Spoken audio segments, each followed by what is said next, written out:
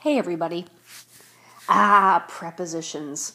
Is there anything else in the English language that drives students as crazy as prepositions?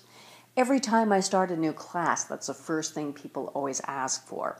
Now, it's not really a topic we can cover in the space of one video, but I'm going to take a look today at the reasons why people find prepositions to be such a pain in the neck and give you some advice and some information that hopefully you'll be able to use to make prepositions easier to understand. In a typical sentence, the verb is the word that shows the connection between the subject and everything else that's going on. We have to have a verb for a sentence, otherwise it doesn't make sense. In this case, like is the connection between I and dogs. That's why the verb is so important with the subject and everything else, because it provides the basic idea of the relationship. Because that's what verbs do. Verbs show the action, state, or usually any kind of situation between a subject and the other information in the sentence. But what happens when you don't need to show the relationship inside the sentence? You just want to show the relationship between two nouns or two noun phrases. For example, the space relationship between a box and a table. Or maybe you need to describe the time relationship of an event and the time when it happens. And let's not forget the idea of uncountable nouns.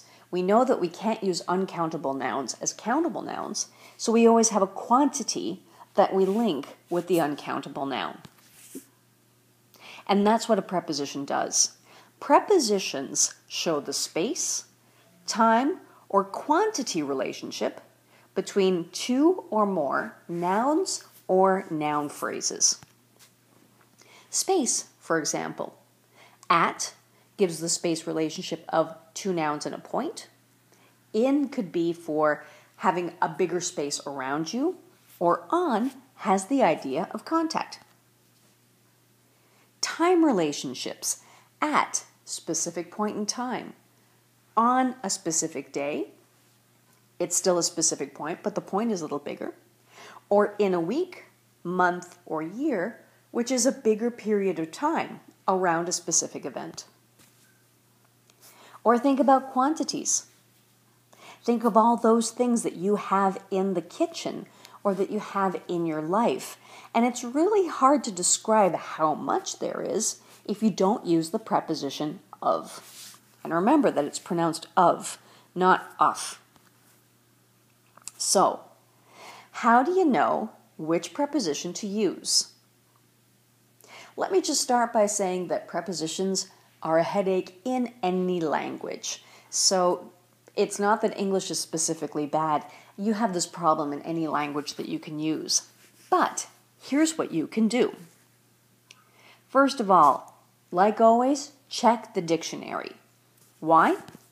Because a dictionary will provide you with very specific information. For example, if the word is being used as a preposition or as an adverb. It will tell you about the context. Maybe the context isn't right for the word you're thinking of, and you need to use the other word that you're thinking of. And let's not forget that prepositions form a big part of phrasal verbs and other collocations and idiomatic expressions. If you're using an online dictionary, the entries for the phrasal verbs and the other collocations will be at the bottom of the entry. The key to this is to think about the relationship between the two or more nouns or noun phrases that don't move. If it moves, the word's an adverb, it's not a preposition. In this case, we're thinking about the space, time, or quantity relationships. So, that's a very quick overview. If you would like more help with prepositions, or if you just even like more help with your English, don't hesitate to visit the blog at stop-spanglish.blogspot.com. And remember that we're also on Facebook, Twitter, and LinkedIn. Just conduct a search for Stop Spanglish and we'll be there.